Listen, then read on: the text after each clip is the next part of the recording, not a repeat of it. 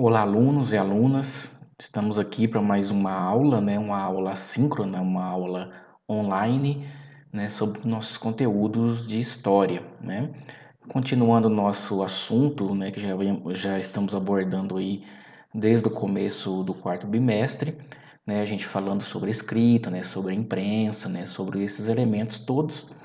Nós vamos estudar aqui nessa aula, vamos ver aqui algumas questões relacionadas à imprensa no Brasil, Então, para a gente entender a imprensa no Brasil, a gente vai passar por um processo aí de análise histórica, de acordo com a linha do tempo, Desde o Brasil enquanto período colonial até chegar na parte do Brasil República, Então, nesse sentido, a gente vai entender, como foi sendo organizado aí, o processo de imprensa, principalmente, naquela época, jornais escritos, dentro do contexto do Brasil, já de antemão a gente já coloca, no contexto aí, do período colonial, que vai de 1500 até 1822, que o Brasil era colônia de Portugal, Então existia uma censura, Existia um processo de não permissão, para que livros ou qualquer outro tipo de documento escrito, tivesse acesso livre, para as pessoas, Então não era possível que os colonos que já viviam, na colônia, portuguesa aqui na América, tivessem acesso a esse tipo de material impresso. Era visto, como um pecado, ter esse acesso aí, a esses materiais, Então, em Portugal também tinha essa realidade, muito pela questão religiosa, com Portugal é um país católico, Então tinha aí já aspectos ligados à reforma protestante, Então a coroa portuguesa tinha essa questão de filtrar, os livros que as pessoas poderiam ter acesso, Não era livre igual hoje, você vai, compra um livro, de qualquer assunto.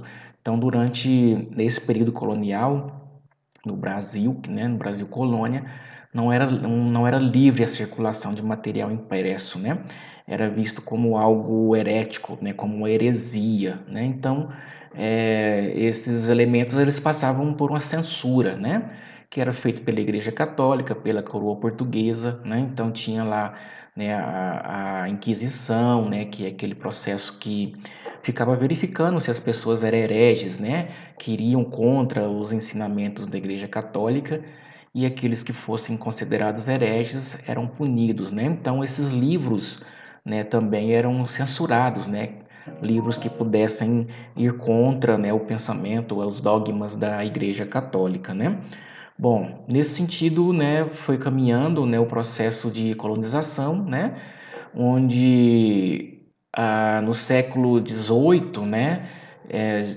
nós vamos ver que muitos filhos de, principalmente mineradores, pessoas que tiveram acesso aí ao processo de mineração, mandavam seus filhos para estudar na Europa, nas universidades de Coimbra, em Portugal, Então, quando essas pessoas tiveram contato com esses aspectos aí de leituras, de livros, é, alguns trouxeram livros, para a colônia, para o Brasil, mas era necessário uma autorização, não era chegar com o livro simplesmente entrar, tinha que ter uma autorização, permitindo, esse deslocamento aí desses livros, E é lógico, quem não tinha essa autorização fazia aí um contrabando, ou seja, trazia de forma clandestina,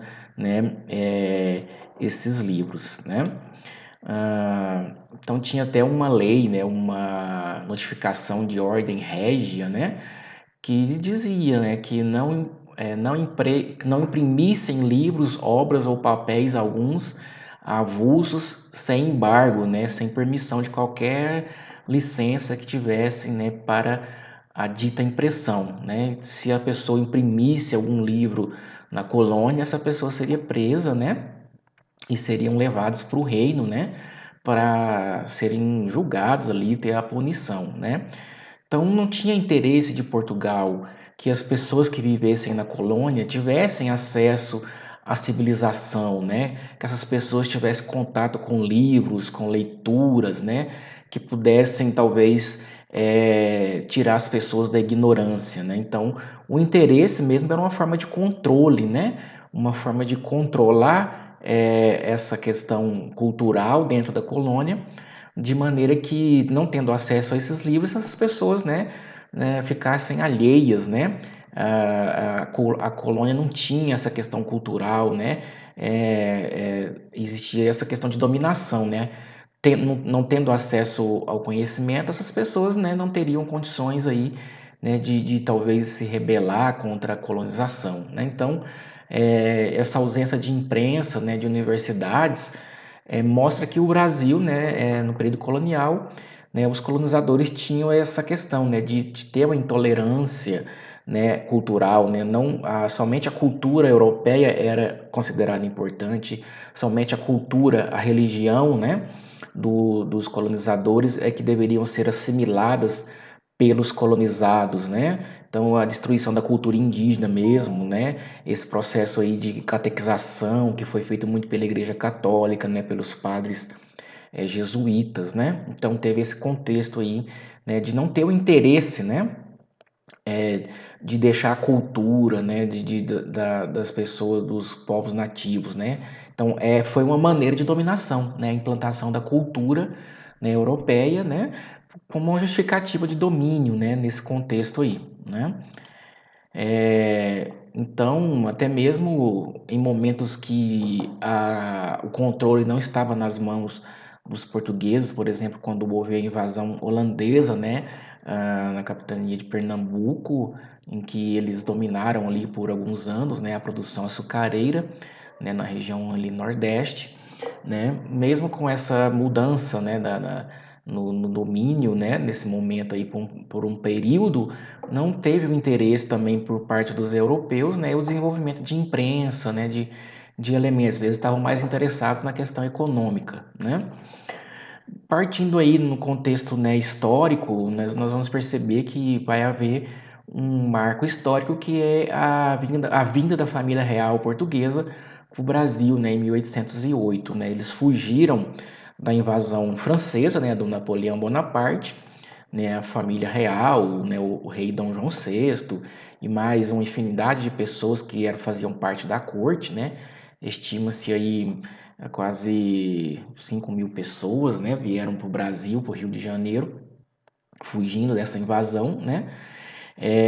E somente nessa vinda da família real para o Brasil, né, com Dom João VI, é que vai se ter a iniciativa oficial de instituir a imprensa régia, né?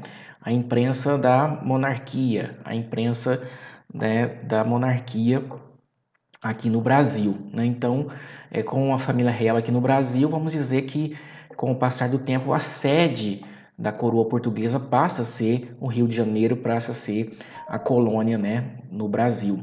Então, a partir daí vão surgindo alguns elementos, né, específicos aí, né, como a imprensa, alguns cursos superiores, né?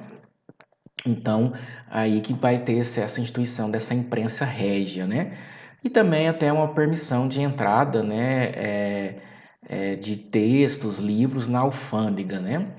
Bom, aí essa imprensa que foi sendo, né, criada tinha mais uma vertente oficial, né? Ela não podia publicar nada que fosse contra a religião e ao governo, né? Os bons costumes, segundo eles, né? Então a censura foi mantida, mesmo tendo a instituição da imprensa, né? Mas essa censura foi mantida, né? Não podia dizer qualquer coisa, né? Talvez em jornais que fossem surgindo. Então os jornais até mesmo eram controlados pela própria coroa portuguesa, né? Como exemplo, o jornal Gazeta do Rio de Janeiro, né? Que era um jornal do Rio de Janeiro, né? E era feito nas oficinas da imprensa régia, né? Então, basicamente, eles publicavam eram atos oficiais, né? Notícias sobre a família real, né? Se estavam bem, doença, alguma coisa, né? Então, é nesse sentido que mais essa primeira imprensa, esse primeiro jornal aí, né? Então esse jornal ele era controlado pelos portugueses, né, pela coroa portuguesa, né? Então, né, logicamente, nesse jornal não ia se falar em democracia, né? Mesmo porque não era interesse da coroa portuguesa isso, né? Era mais, né, vamos dizer assim, não podia reclamar do governo, não podia se queixar, né? Então era mais questões oficiais, né? Logicamente, com o passar do tempo, vai se gerar críticas, né, a esse sistema, a esse controle, a essa censura, né, que existia nesse momento aqui no Brasil, né, instituído aí pela coroa portuguesa, né. Então, por exemplo, vai surgir, né, o Almanaque Correio Brasiliense, né, que vai ser um jornal, né, um elemento, né, impresso produzido pelo português Hipólito José, né, da Costa, e ele era impresso em Londres, né? E esse jornal, sim, ele já falava de política, já falava de comércio, de arte, literatura, ciência, né? E já discutia questões, né, que afetavam o Brasil, né? A Inglaterra, Portugal. É, então esse jornal ele tinha esse interesse mais amplo, né, que não ficava somente em questões oficiais, né, e que também criticava, né, fazia críticas ao sistema colonial, né, à administração do Brasil, né, à corrupção, né, então a corrupção é algo que já tinha, né, desde aquele período, né, que o Brasil já era colônia, né, então a gente vai perceber essa questão aí, essas críticas, né, vindo por jornais descolados, né, que não estavam ligados à administração portuguesa, né? Então começou a ter essa pressão, né, para o fim da censura, né?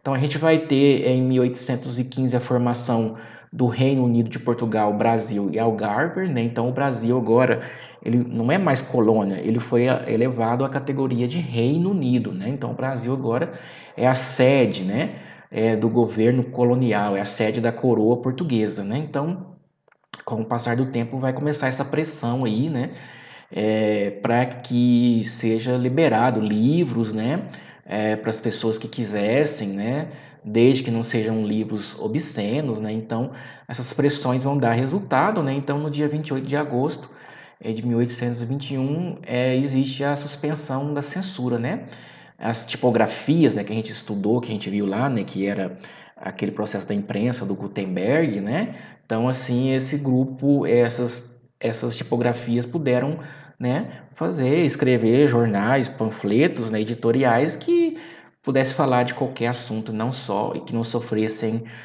censura, né? Então, nesse contexto aí, era mesmo tendo essa questão da censura, né? Nos últimos anos da colônia, ainda era proibido questionar a religião, a moral portuguesa, né?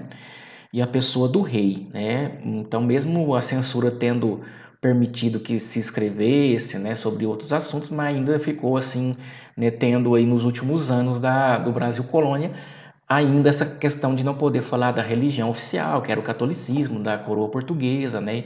Enfim. É, é, e assim, né, o Brasil, né, a imprensa no Brasil colônia, né, é, tá mais ligado a essa questão, né, política, né, é, vamos dizer que a coroa portuguesa tinha essa postura né, de querer estabelecer uma dominação sobre a sua colônia, né, então eles achavam que essa censura, né, essa questão, né, seria algo assim que pudesse contribuir para facilitar essa dominação, né? Depois a gente vai chegar aqui na parte da independência, né, do Brasil. O Brasil agora deixa de ser colônia, né, a partir de 1822 ocorre aquele processo de independência, né, e assim o Brasil passa a ser agora governado, né, independentemente politicamente falando, né, ainda é uma monarquia, mas não é mais colônia de Portugal, né. Então o Brasil agora ele vai ter o chamado Brasil Império, né, que vai estar dividido entre primeiro reinado, período regencial, e segundo reinado, né? Então, a partir daí, a censura prévia, né, que acabou em 1821, né, e já tinha sido abrandada, como a gente já viu ali, né, nos anos anteriores, né, teve essa questão de publicação, né, de livros, anúncios, convites, né, letras de câmbios, né, então teve essa liberdade de imprensa de se publicar várias coisas, não só jornais, né, mas tudo que pudesse ser impresso, né, no Brasil, né. Então esses jornais, né, com o passar do tempo, eles vão começar a se posicionar, né, a se mobilizar a opinião da colônia, né, contra a dominação portuguesa, né? Então isso antes da independência, lógico, né? Então mesmo antes do processo de independência já teve essa mobilização, né? E que surtiu, né, de certa maneira efeito porque esses jornais eles criticavam muito essa questão da colônia, então contribuíram para um processo de independência, né? É, nesse contexto. A independência do Brasil, então, ela teve, como eu já disse, né, vários jornais que defendiam essa independência, né? Mas de outro lado, a gente vai ter também jornais que vão ser contra o processo de independência, né? Jornais que não também diziam que a independência era algo que não deveria, né, acontecer, né? É, então esses jornais, né, também tiveram essa questão aí. Depois, em 1821, né, ainda fora do processo de independência ainda, né, nascia o Diário do Rio de Janeiro, né, que é o precursor, né, que vai ser o jornal que vai dar origem aí, né, aos informativos, né, atuais, né. E ele publicava notícias de cotidiano, né, e voltado principalmente para a questão policial, né, de furtos, assassinatos, né, de questão meteorológica, né, correio, né, então é um exemplo aí também de um jornal que tinha questão de variedades, né, não ficava somente na questão política, né. Ele circulou até 1878. Outros exemplos, né, de jornais são na Bahia, né, o Diário Constitucional, né, que foi o primeiro jornal periódico, né, que tinha uma tiragem periódica, né, no Brasil, e ele defendia os interesses dos brasileiros, né. Ele apoiava a maioria brasileira na junta provisional, né, que seria um substituto do governo baiano, né. Nesse contexto aí, então dava mais abrangência aos interesses dos brasileiros, né.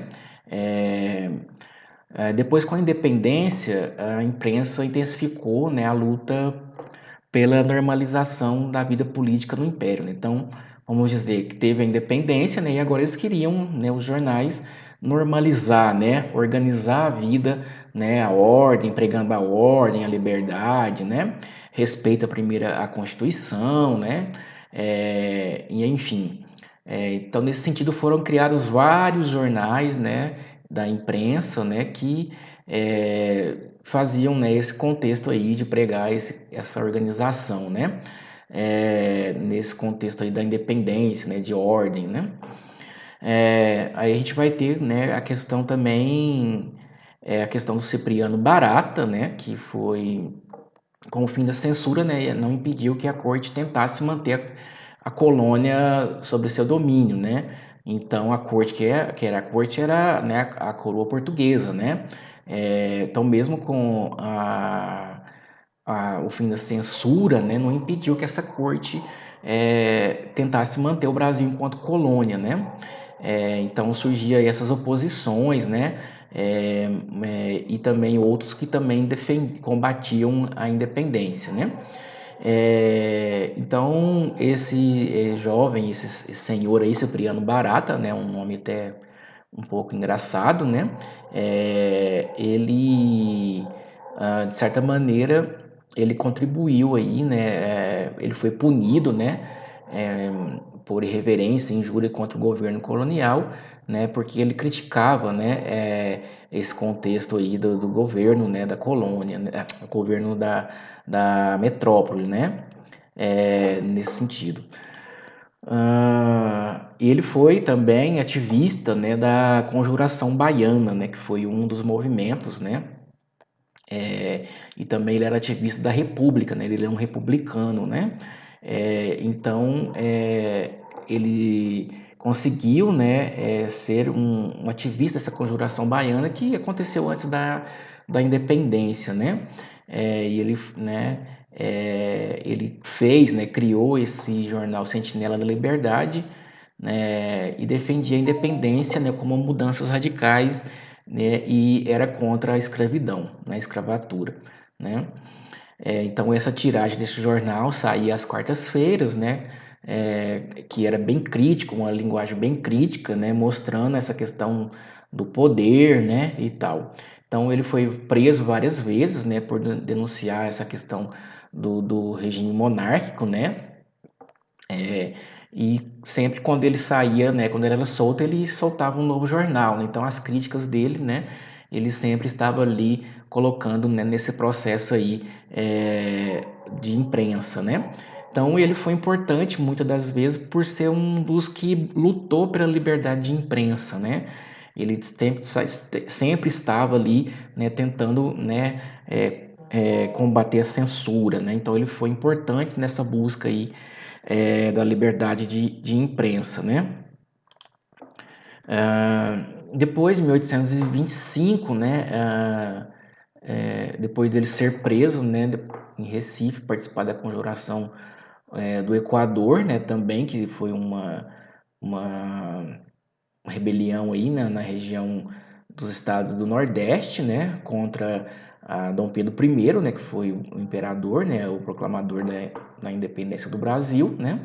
É, Ele fez um outro jornal, né? E assim, ele, de certa maneira, então estava sempre, né, escrevendo, criticando aí, né, sobre a questão dos desmandos, né, da monarquia, né? Então, e aí ele, né, morreu, né, em 1838, né?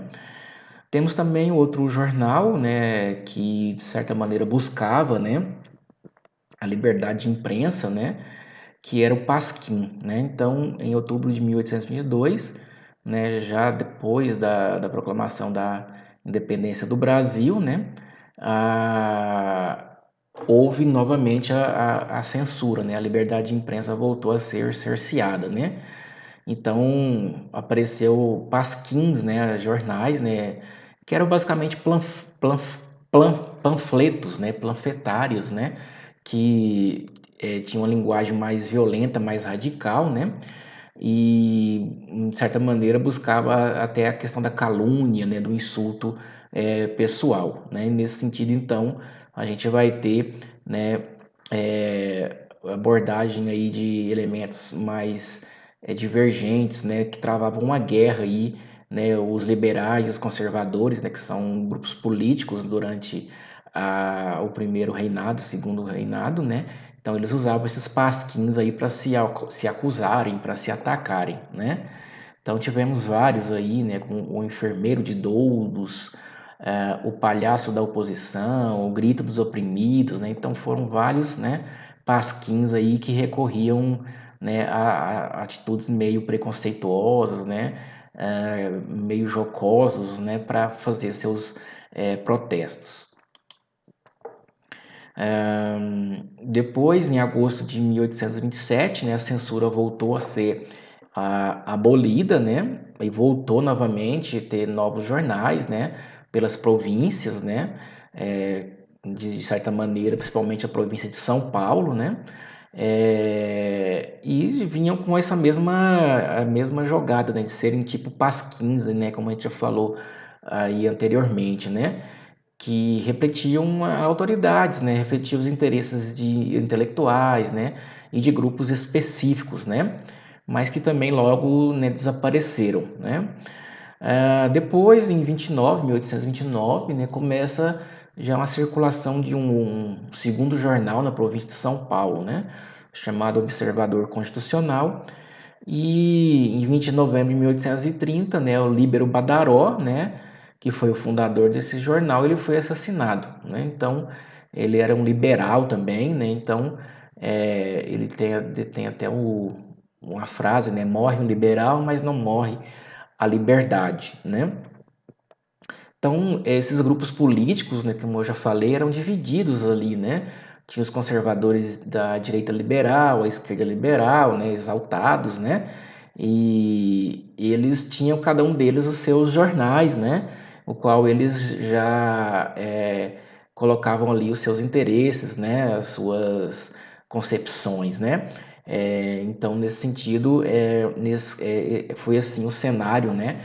Da imprensa durante o processo do período monárquico, né? Após a independência do Brasil. Depois veio a questão das caricaturas, né? Que é esse processo de fazer uma crítica, né? Através de desenhos, né? Então vai começar a circular alguns jornais, como chamado Lanterna Mágica, né? Que marca essas ilustrações aí, caricaturas, né? Depois, no século XIX, né, vem a consolidação do império, né? A imprensa veio mais para a questão política, né? E nesse sentido, né, começa a se tornar a imprensa tendo ali a visão, né, das transformações que vão acontecendo, né? Depois vemos aí, né, um período de conciliação, né, com os grupos políticos, né?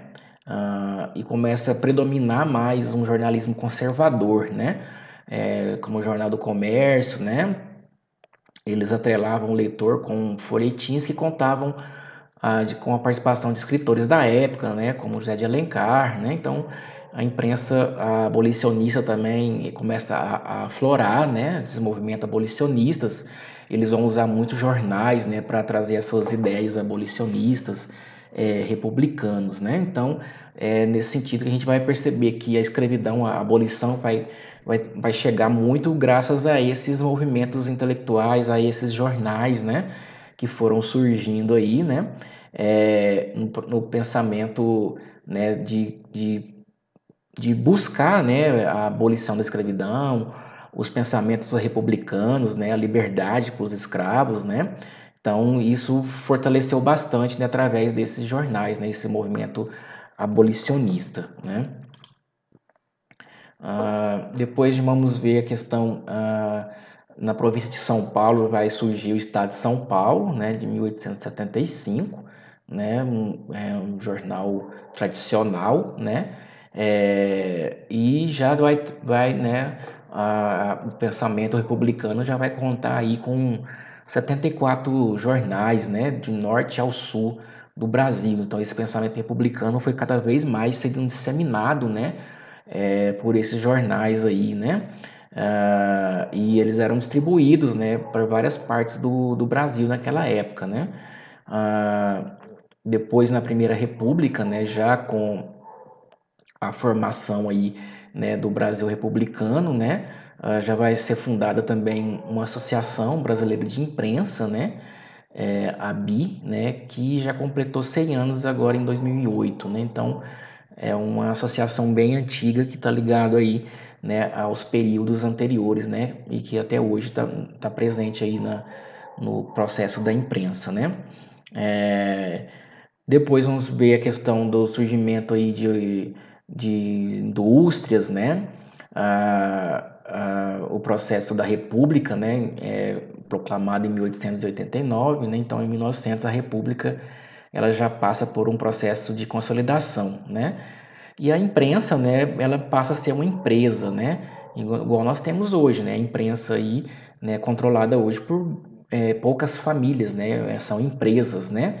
Então aquele jornalismo que tinha antes de uma pessoa, né, igual o Cipriano Barata, né, o Líbero Badaró, que tinham lá seus jornais, né, não vai estar mais existindo, né? Vai estar mais ligados à questão de um jornalismo empresarial, né? Um jornalismo, uma imprensa que vai ter essa função de empresa, né? Nesse contexto, caminhando aí, né, agora para o Brasil República, né, a gente vai ter o que?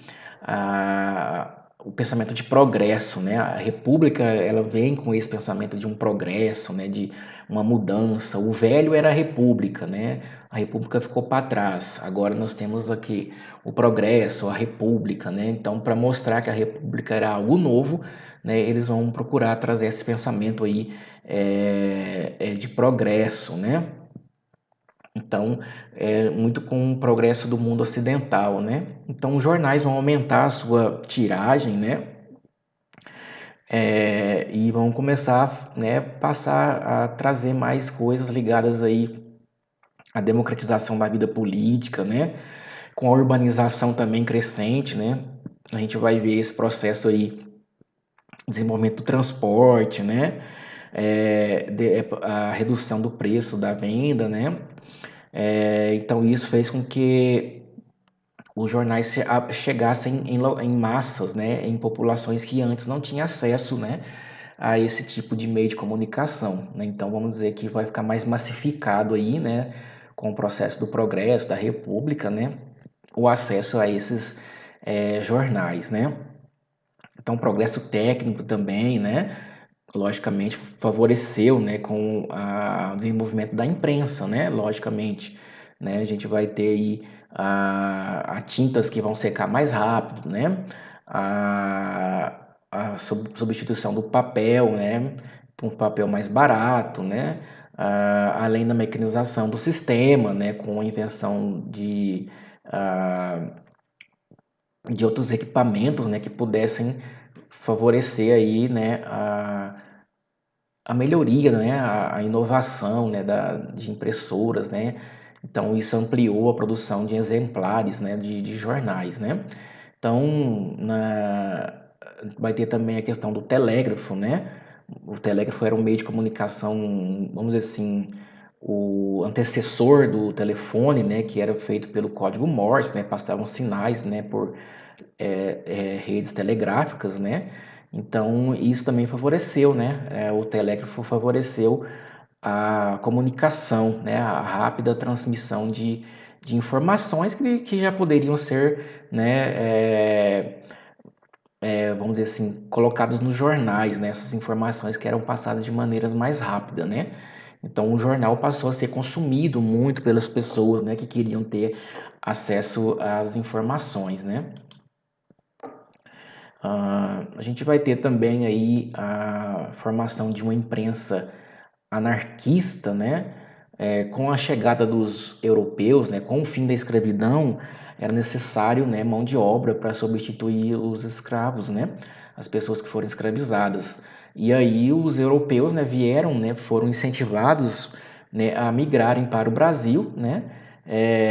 Para trabalhar no processo do café, né? Então mas esses grupos, né, europeus, eles já tiveram acesso a um tipo de imprensa que era a imprensa operária, né, que buscava lá na Europa, né, acesso a melhores condições de trabalho, né, então esses jornais, essa imprensa operária trazia, né, informações sobre greves, né, a imprensa anarquista também, né, então o anarquismo é um tipo de movimento, né, que eles rejeitam todo tipo de dominação exterior ao homem, né, eles rejeitam as instituições, rejeitam o Estado, né? Rejeitam o governo, né?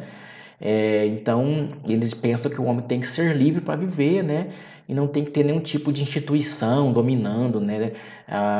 Nem classe social, né? Dirigente, né?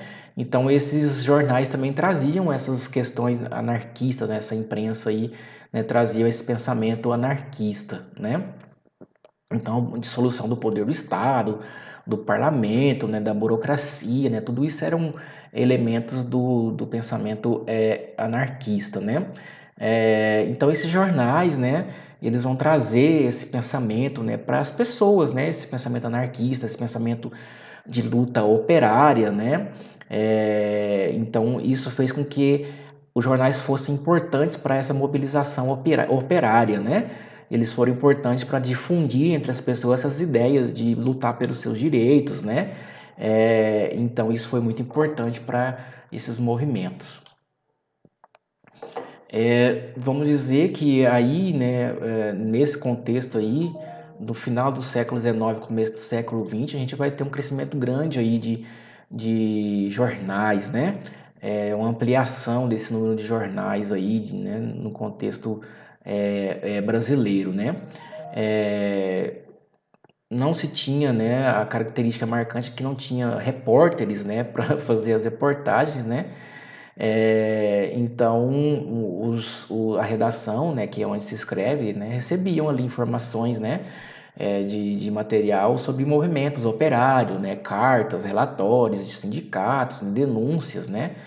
Então, eles basicamente, né, ele é um movimento de veículo de comunicação, né, que eles viviam de contribuições dos trabalhadores, de associações, né, de elementos ligados à questão financeira, né.